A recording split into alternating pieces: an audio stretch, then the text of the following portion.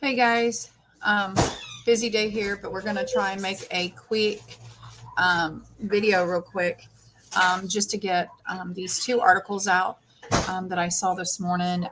One from War News 247 and then one from End Time Headlines. I don't even know which one you want me to start with, but I think I'm going to start with the U.S. oil facility on fire from War News 247. So let's go ahead and get into this. U.S. oil facility on fire. Turkey bombs the U.S. and Kurdish targets in northeast Syria. NATO brain dead. Turkey has launched sweeping drone and F-16 airstrikes against the um, U.S. controlled oil production facilities in northeast Syria. The move is directed 100% against the USA with the aim of depriving them of revenue and infrastructure and leading them to leave the country. In one day, Turkey's drones and fighter jets hit 52 targets in northeast Syria, leaving dozens of casualties and causing heavy damage. Earlier, Turkey warned it would not bow to the threats after the U.S. shot down the drone in Syria. The proxy war between the Turkish-backed jihadist rebels and the U.S.-backed Kurds in Syria is turning into a direct war between Turkey and the West, confirming Macron's statement that NATO in its current form is brain dead. Previously, Turkey announced that all PKK and YPG infrastructure and energy facilities in Syria and Iraq are now legitimate targets. Wow. So I'm sure it's probably not in English, so we'll take a gander to see if we can hear it, but we will do that after I read this. So just give me just a second, guys. Okay, so Turkey has launched airstrikes against the Kurdistan Worker Party PKK targets in North Syria. Oil wells, warehouse, refinery facilities, bunkers were completely destroyed, the Turkish Ministry of Defense said. Turkey hit an oil facility in Kodal al-Khwaz station north of al-Jawada and Saudia oil station in al-Qatira area. And yesterday, an airstrike on oil production facilities in Kurdish territory where Washington illegally pumped Syrian oil, resulting in the downing of Turkish Ank-S drone less than 500 meters from U.S. troop positions. It was the first time the U.S. troops shot down a drone belonging to a NATO ally.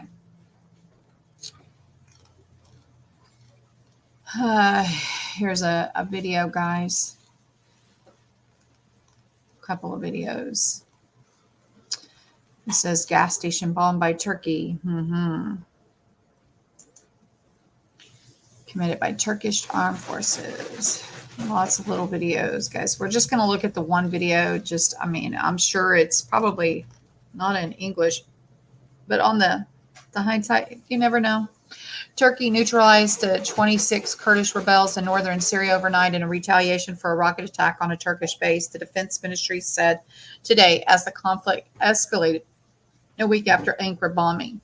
In the meantime, the Turkish forces proceed with specific offensive operation at the moment when the Turkish Minister of Defense, Yazar Guler, had a telephone conversation with his American counterpart, Lloyd Austin, on the occasion of the downing of an armed Turkish Anka-S type unmanned aerial vehicle by the American fighter type F-16 as Turkish UAV was operating in an area where American military forces were deployed. Anyway, guys, so we'll just see, I guess, how this goes.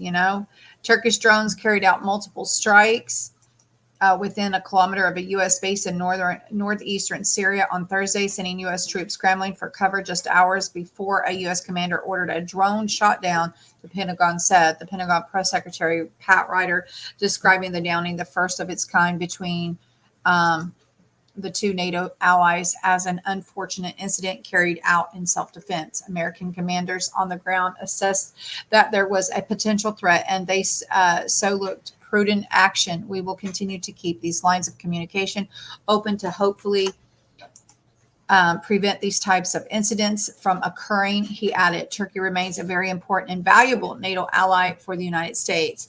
The U.S. military first noticed the drones conducting raids in Hasaka Providence around 7:30 Thursday morning. Some of these strikes were within the U.S. declared no-go zone. Let's go down here. After a dozen calls to the Turkish military officials who stated the U.S. forces were on the ground in the area and the U.S. would engage in self-defense if they did not leave the area, the U.S. F-16 shot down the UAV. We have given a detailed location of our forces, the U.S. official added. I know this can't be good, guys. Austin called for de-escalation in northern Syria and the importance of maintaining strict adherence to non-conflict protocols and communication through established military channels. Turkey's latest round of shelling hit electricity, water, oil, and other facilities across the Kurdish-controlled state zone. Anyway, that is it. So now we're going to go back up here. I have to stop the share, start the share back.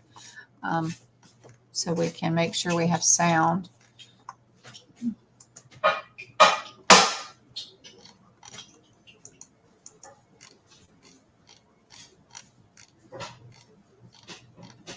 There we go. You guys know sometimes I don't turn it on. And I don't think I did. Entire screen. Sometimes it's hard to do there. Anyway, so let's get back over here. See if we can. Son olaydan sonra da istihbarat ve güvenlik güçlerimizin yaptığı çalışmalar neticesinde 2 teröristin Suriye'den geldikleri, burada eğitim gördükleri açıklığa kavuşmuştur. And I'm sorry. Bu vesileyle yani buradan şunu ifade etmek isterim. Irak ve Suriye'de. You don't understand it. So anyway, if anybody understands that, amazing, awesome. So I can't translate, and there is no English translation at the bottom, which I didn't think there would be, but I thought, hindsight, you know, why not try? Never know unless you try, right? So it is very misfortunate, and we will just see how, if it escalates into something larger, or, you know, if the U.S. leaves with their heads tucked between their legs, right? Their tail tucked between their legs. I said head. But anyway, you guys know what I'm saying.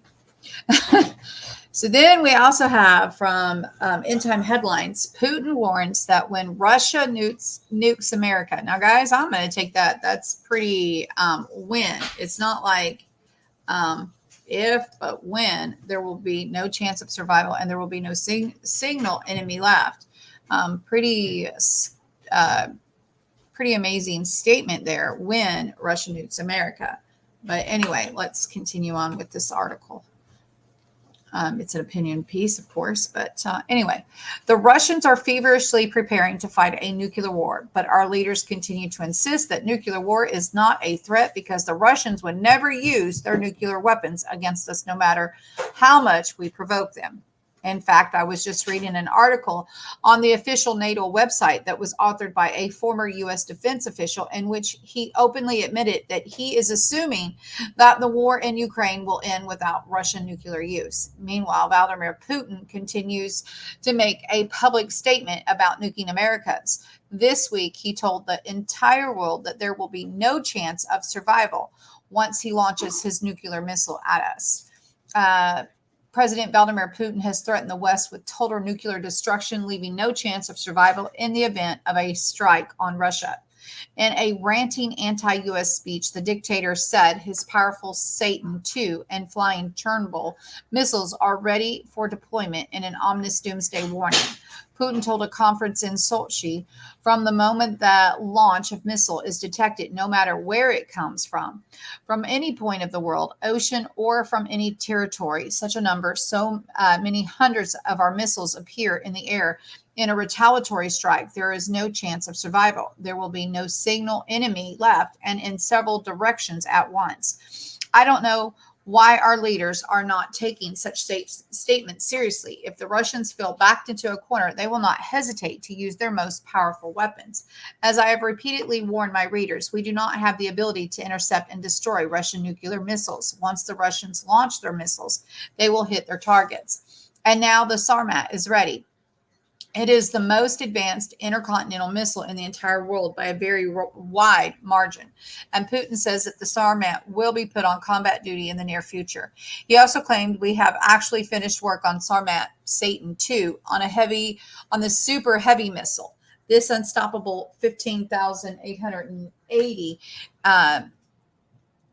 miles per hour Armageddon intercontinental missile system is the size of a 14-story tower block. That's crazy, guys. We just need to finish some of our procedures in a purely administrative and bureaucratic way and move on to the mass production and putting them on combat duty, Putin said.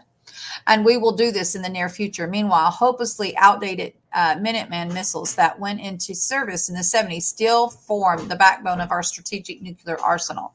The S-500 anti-missile system that the Russians possess was specifically designed for intercepting and destroying the intercontinental ballistic missiles, and it could handle the Minuteman missiles with relative ease. Now, guys, there's a little bit more here to read, but I just thought about this one article that I read the other day in Hal Turner. We're going to jump over here really quick, guys. Here's the cruise missile success here. But here it is.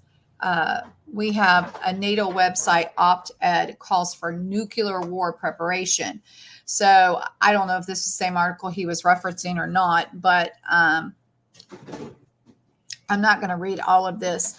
I'm just going to drop down here. Instead of fearing nuclear war, Weaver argues that the West should embrace it. So I think that's the main takeaway from this article, guys. I don't know about you, but I will never embrace a nuclear war. I don't think nuclear war is an answer for anything. I think that's just, absolutely,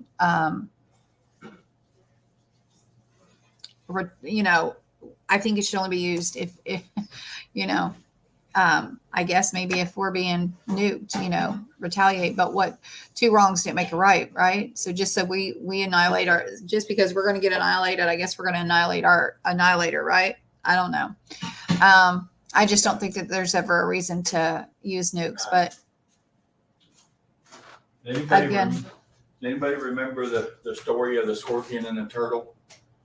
Not really. Where the scorpion wants to get across the river, and the turtle, and he asks the turtle, and the turtle says, "No, you'll sting me."